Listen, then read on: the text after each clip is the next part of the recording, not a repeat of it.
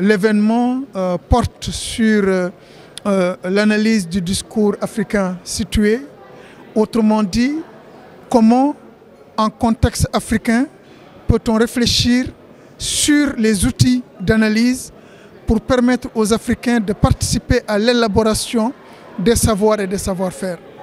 Et donc c'est pour cette raison que nous avons décidé, après le lancement à Abidjan, de faire ce congrès et de réunir tous ceux qui œuvrent dans ce domaine à Saint-Louis pour réfléchir et pour produire ces outils-là.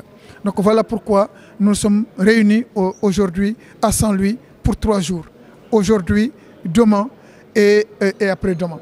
Ce qui est visé concrètement, c'est que nous vivons dans un monde de discours.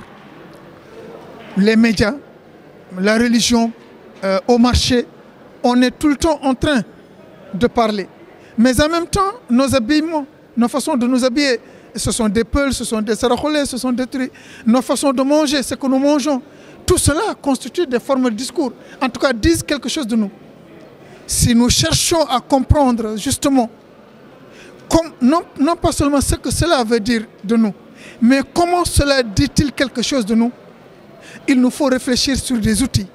Quels sont les outils que nous devons utiliser pour comprendre ce quelque chose qui dit quelque chose sur nous? C'est comme le mécanicien. Il a beau avoir un savoir, mais s'il n'a pas d'outils pour ouvrir la voiture, regarder la panne, réparer, ça ne marche pas. Et donc, ici, l'objectif fondamental, c'est de permettre à chacun de réfléchir par rapport à sa ligne de recherche, comment il entend les choses, quels sont les problèmes qu'il rencontre, quelles sont les questions qu'il se pose, quels sont les débuts de solutions qu'il apporte. Et c'est l'ensemble de ces questions et de ces solutions qui vont constituer notre apport. C'est que Senghor, après le rendez-vous est donné de recevoir. Nous n'allons pas seulement pour recevoir, c'est ce que nous apporterons. La rencontre permet de les rendre accessibles.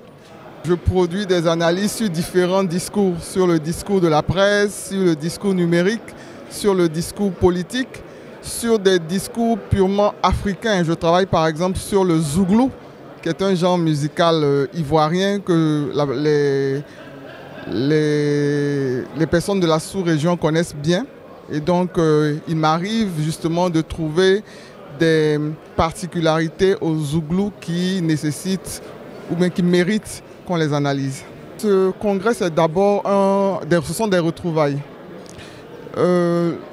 Disons que l'analyse du discours fait partie des dernières de notre grand domaine à avoir été intégrée dans nos universités.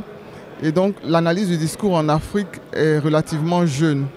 Donc, il était important que nous nous retrouvions après les journées de lancement en 2021 à Abidjan, que nous nous retrouvions quelque part, et nous avons choisi Gaston Berger parce que Gaston Berger abrite l'un des tout premiers laboratoires en analyse du discours.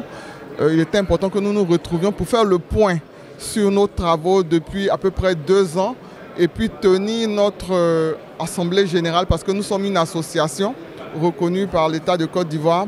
Donc tenir notre assemblée générale, mettre à jour nos textes et nous mettre d'accord sur la suite à donner à nos activités. Le discours africain, tout discours a un impact. Le problème qui se pose à nous, spécialistes d'analyse du discours, c'est que nous étudions les discours africains avec des outils conçus dans des contextes en dehors de l'Afrique. Donc il est important pour nous d'actualiser nos pratiques, d'actualiser nos méthodes et puis de réfléchir justement sur des outils à mettre en œuvre par rapport aux spécificités de notre discours.